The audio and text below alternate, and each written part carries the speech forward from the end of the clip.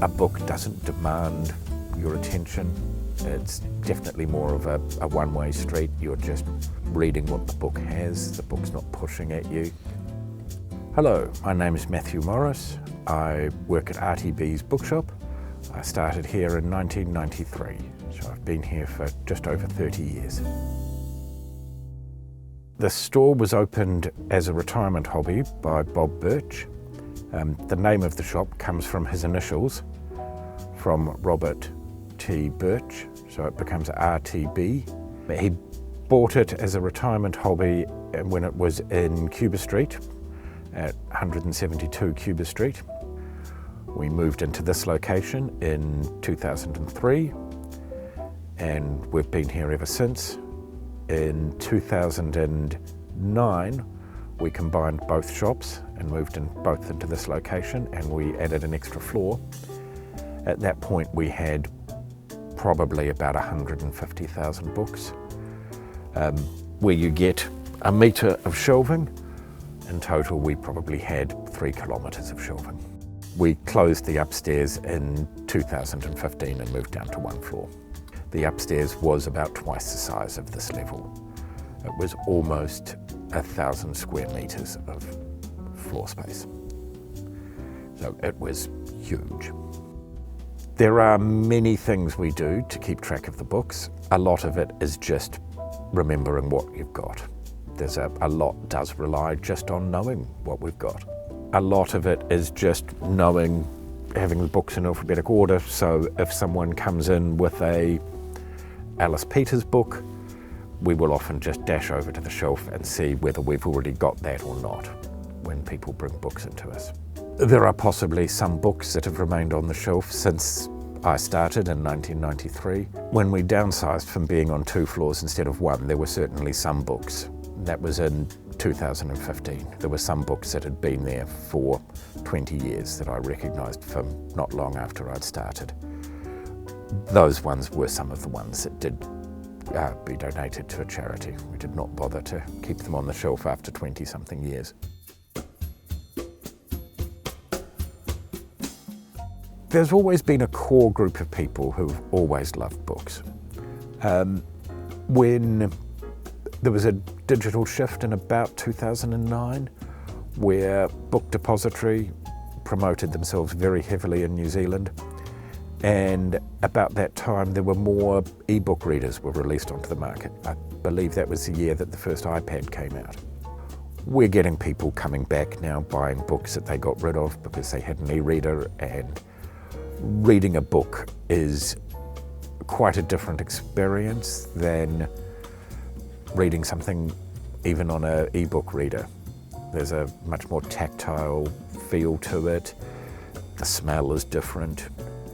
Second-hand bookshop, it's more the ability to wander around and hunt for things that you didn't know you had, didn't know you wanted. People often come in not knowing what they are looking for and often find things that they didn't even know they wanted until they saw it. During school holidays, we often have people coming here as a kind of day out. One of the things to do when they come to Wellington is to come here. We're a bit of a destination for certain types of people who will just spend an hour or two just wandering around the shelves. I mean, there's a huge amount of books we have that are not catalogued.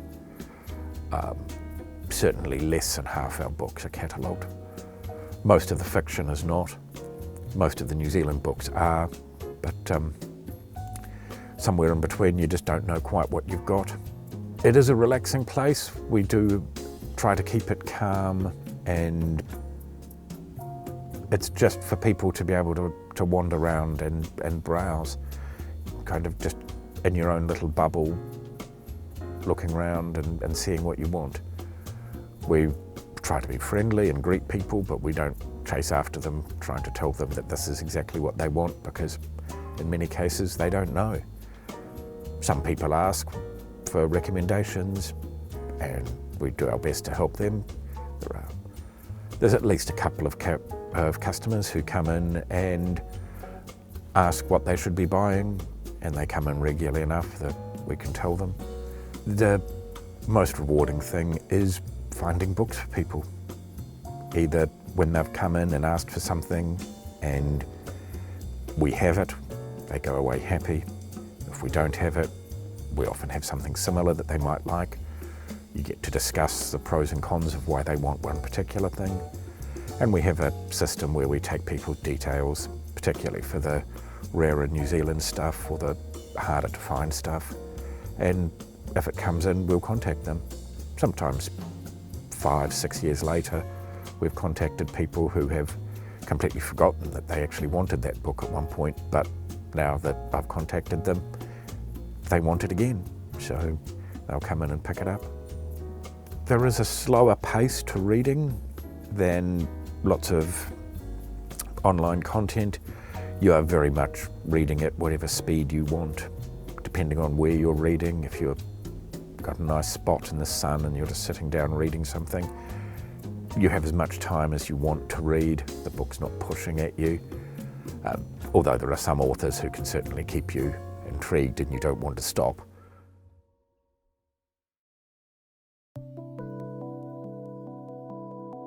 Yeah, a book, when you pick up a book, you're choosing to read it and you know what you're reading.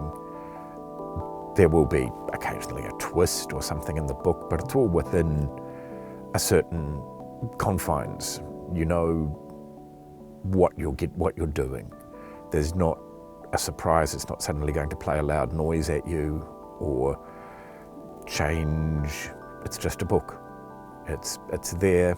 You can pick it up, you can put it down, you put a bookmark in for where you're up to, and when you want to come back to it, you come back to it. There's no way that it's trying to get at you, although there are a couple of books I've read that certainly prey on your mind when you've stopped reading them.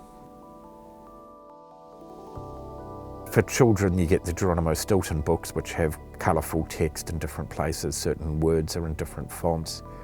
That's quite wonderful. And House of Leaves is a similar thing for adults, in that, like an E.E. Cummings poem, it's more than just the words. The typeface matters. You used to get that with hand-set books, where the book binder and the printer is an important part of the process.